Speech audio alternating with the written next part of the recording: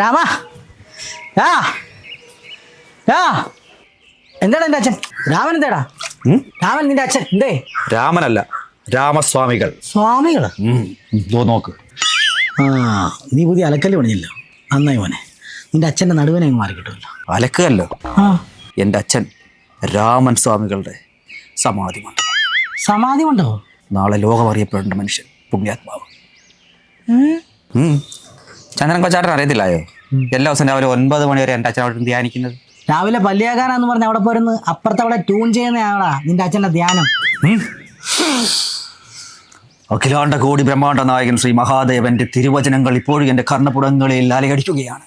മകനെ, നിന്റെ പിതാവിനെ സമാധിയിരുത്താൻ സമയമായി എന്നത്.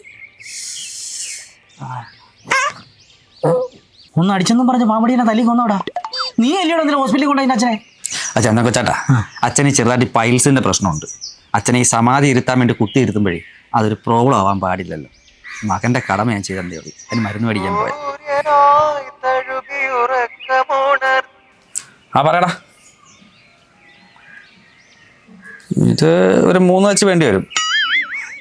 ആ ഓ, ഒരാളുടെ വിളിച്ചോ. ഓ ആ, പീട ഞാൻ കൊടുത്തുവിടാം. ശരി. ആരാടാ വിളിച്ചേ?